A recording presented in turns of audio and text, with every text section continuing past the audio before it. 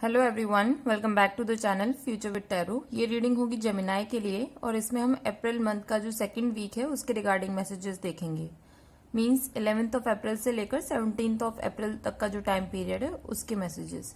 और जिसको भी फर्स्ट वीक की रीडिंग देखनी है या फिर ओवरऑल मंथली रीडिंग देखनी है तो आप प्लेलिस्ट में जाकर भी देख सकते हैं या फिर आप डिस्क्रिप्शन सेक्शन में लिंक है वहां पर भी आप जाकर देख सकते हैं। तो पहला ही कार्ड आपका नाइट ऑफ कप्स का है। तो ये कार्ड शो करता है कि इस टाइम पर आपके पास कोई अपने इमोशंस लेके आपकी तरफ आएगा, आपको अप्रोच करेगा, ठीक है। और वो पर्सन खुद अपने पास्ट रिलेशनशिप्स की वजह से कह लीजिए या फिर अपने फियर्स की वजह से थोड़े से ओपन नहीं होंगे, डायरेक्टली आपसे चीजें नहीं बोलेंगे, बट हाँ उनके एक्शन से या फिर उनके बिहेवियर से आपको पता चल जाएगा कि वो आपकी तरफ अट्रैक्टेड है या फिर आपके साथ कनेक्ट होना चाहते हैं।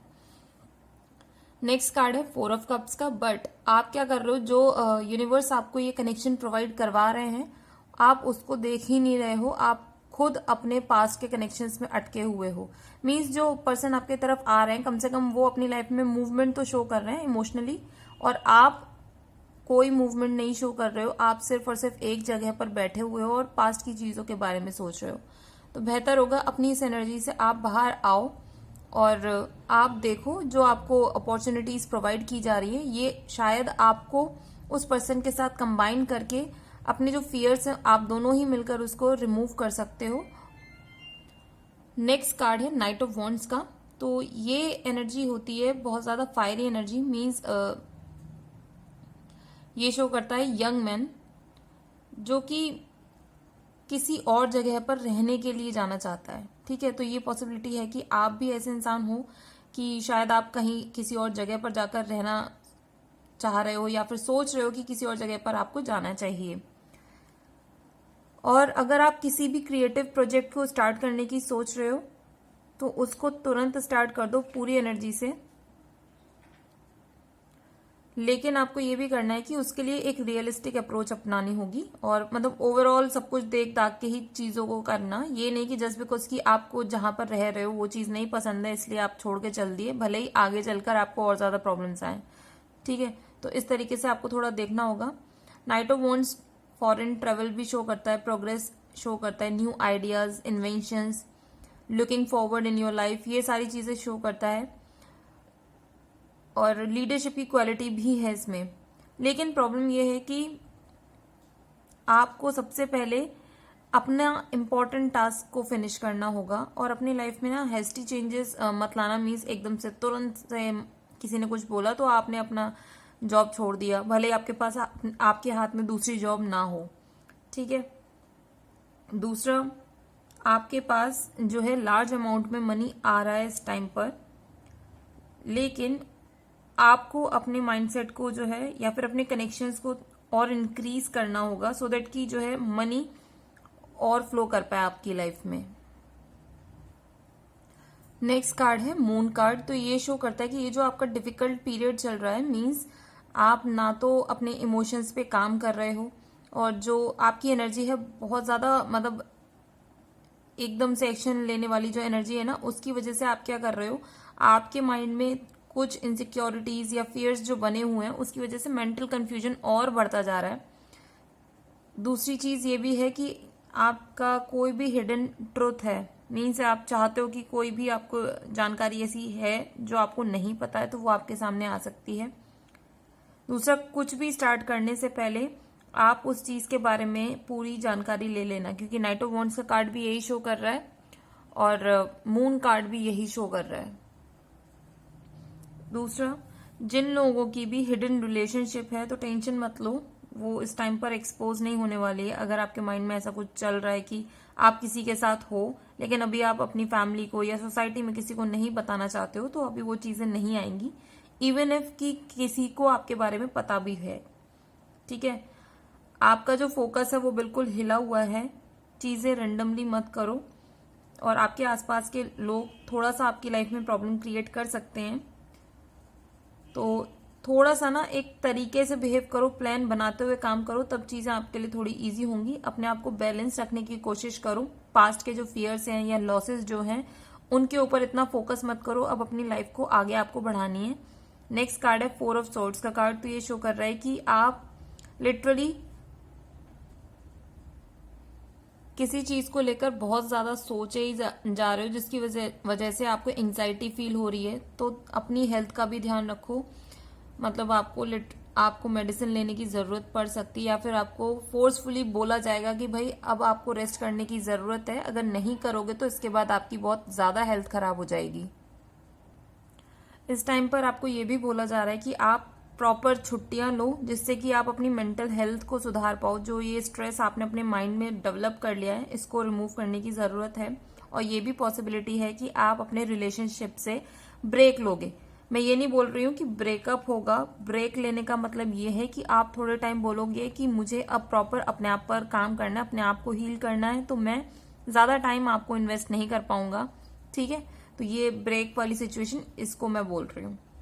दूसरा ये भी है कि आप कहीं से अगर कुछ काम करके बाहर से आ रहे हो और एक्सपेक्ट करते हो कि आपकी फैमिली आपको वेलकम करे, आपको ट्रीट करे अच्छे से, तो ये भी पॉसिबिलिटी है कि होगा। आपकी फैमिली आप पर प्राउड फील करती है, भले ही आप किसी भी फील्ड में काम कर रहे हो, बट मेन चीज ये है कि वो भी आपकी इतनी ज्यादा मेहनत को देख रहे हैं कि आप कंटिन्यूस मेहनत पे मेहनत करे जा रहे हो। तो कोशिश रहेगी आपकी फैमिली की भी कि आपको वापस उस काम पर ना भेजा जाए, बोला जाए आपको फोर्सफुली कि भाई अब आप रुकिए, कुछ दिन रेस्ट लीजिए, फिर उसके बाद आगे अपना काम कीजिएगा। और नेक्स्ट कार्ड है आपका 9 ऑफ सॉर्ड्स का कार्ड। तो ये शो कर रहा है कि जैसे कि 4 ऑफ सॉर्ड्स में आपको बहुत ज्यादा एंग्जाइटी थी, स्ट्रेस था, और मून की भी एनर्जी आप जैसे कैरी कर रहे थे अपने पास्ट के फियर्स और पेन।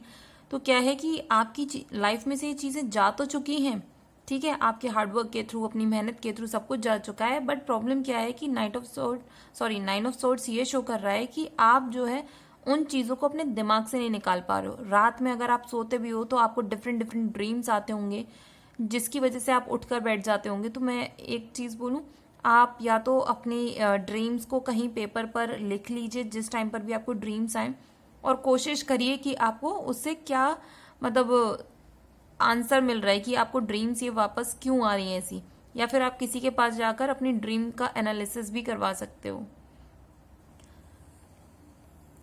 और अगर आपका ये स्लीपिंग पैटर्न ऐसे ही उथल पुथल रहेगी ना, इसकी वजह से आपके लिटरली हेडेक स्टार्ट हो सकते हैं। थोड़ा सा अपने मेंटल पीस पर काम करो। और कुछ लोगों के लिए छोटा सा नेगेटिव जो मैसेज है कि मिसकैरेज का मुझे जो इसमें लग रहा था, बट उसकी पॉसिबिलिटी बहुत कम हो गई है, क्योंकि नेक्स्ट कार्ड है 6 ऑफ कप्स का कार्ड।